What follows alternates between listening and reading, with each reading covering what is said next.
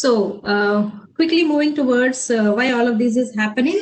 Yes, it is obviously because of no proper awareness. See, there are so many dependencies for this. It's not only that people don't know, people may know, but they may not be given enough time to actually secure their environments.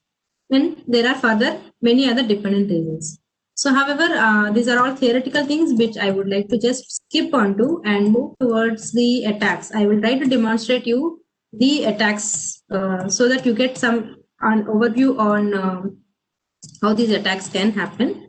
So I'll quickly go to OWASP. OWASP top 10. We have half an hour time. So OWASP is nothing but it's Open Web Application Security Project. So when I say Open Web Application Security Project, this is an open organization. This is a community-based organization basically. Who regularly, they have very good members who regularly do a lot of research and try to show their research papers. They build a lot of documents, guidelines and all. So they release the top 10 vulnerabilities once in every almost 3 years, 2 to 3 years, they release the top 10 vulnerabilities. And this top 10 is basically decided based on the most known attacks that we see across the websites around the globe. Across the World Wide Web, what are the different attacks that are coming into the websites? Why they are coming? All these things, they do a research and then they build out a very good guidelines or audit checklist kind of a things to help people make their websites be secure. So this is a little background of OWASP. So the OWASP have the latest top 10 list is of 2017. So we are in 20, maybe we are expecting another top 10 release in the next year. So as of today, the OWASP top 10 list that are known to be most important to be secured against applications are these 10: injection, broken authentication, sensitive data exposure, XML entities, and so on. Now, to give you a glimpse onto, if you see 2013 and 2017, these are the lists that were there in 13 and 17. So this is a comparison of in 2013 what were the top 10 vulnerabilities and today's date what are the top 10. And if you see, there were two issues that has come out in 2017. Number 8, what you see, insecure deserialization, and number 10, insufficient logging and monitoring. These two are new vulnerabilities which has come out. So generally vulnerabilities come, new vulnerabilities also add due to the new technologies as well as the practices that are being not followed by members also sometimes. So we will try to understand on 2017 top 10 issues and see how these attacks can actually be identified in your website. So moving towards the very first one, injection. Injection is nothing but tricking an application into including unintended comments into the data, into the application.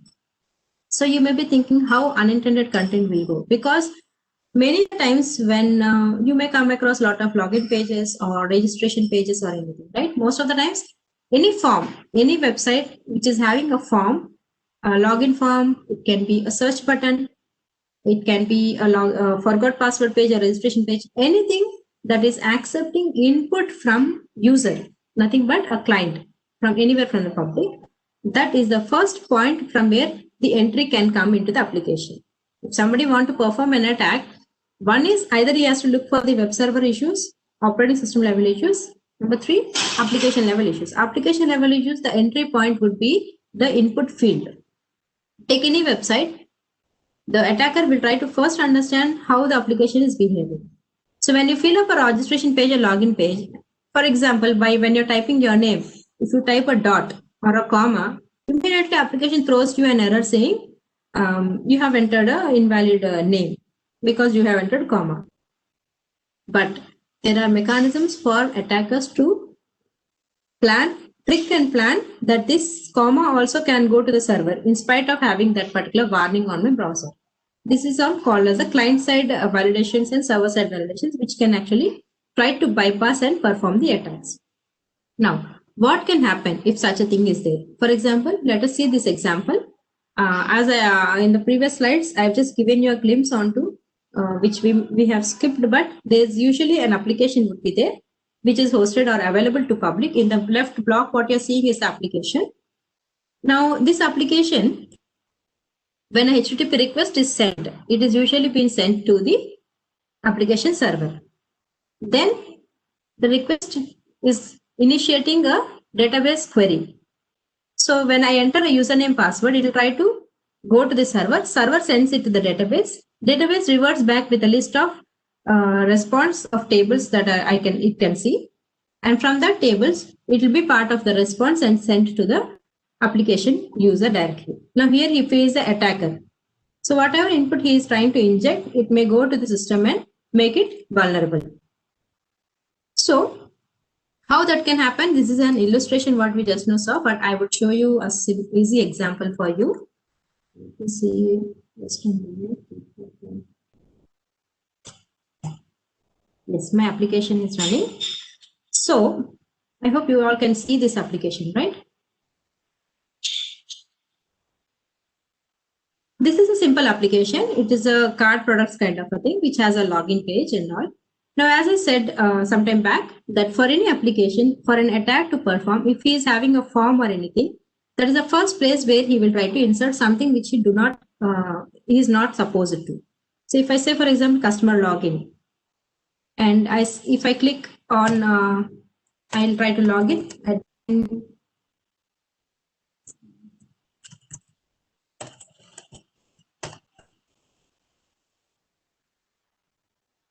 I entered my username and password. I will try to remove my proxy. It may delay.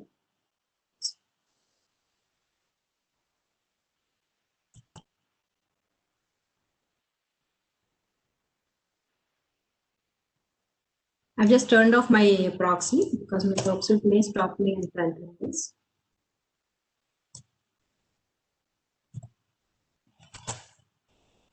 So this application is being provided to you for your labs also. There are some lab videos. If at all you have access to your e-learning application, you will have a lab video and all, wherein you can access this application.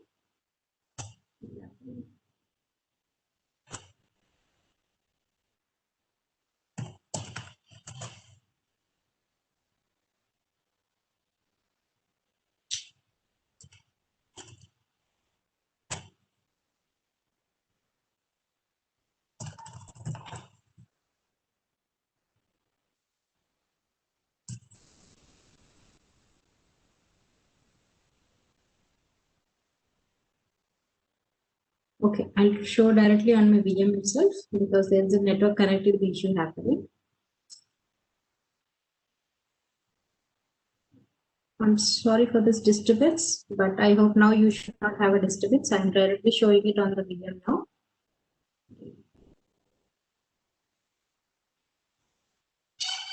I hope you're able to see my virtual machine over here. Here I have hosted one of the applications. It's again developed on Java platform and having a database associated with it. So I'll just make the screen. Okay. Now, so right now you can see my screen. My application is visible, right?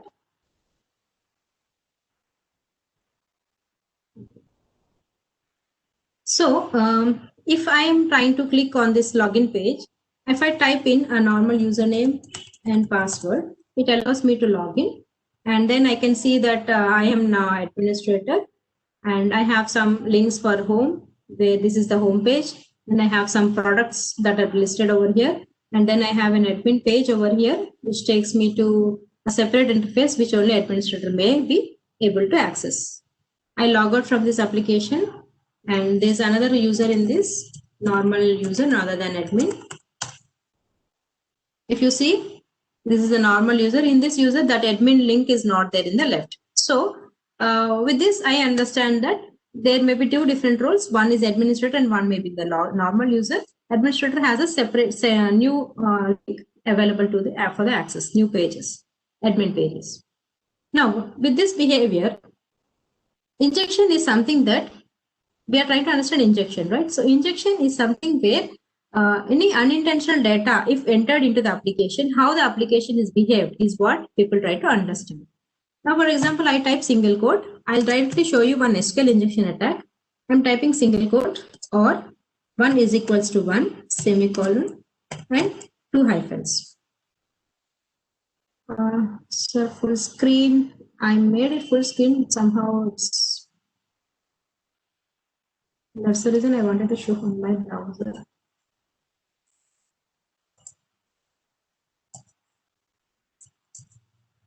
Okay, it's in full screen, but this is how it is visible.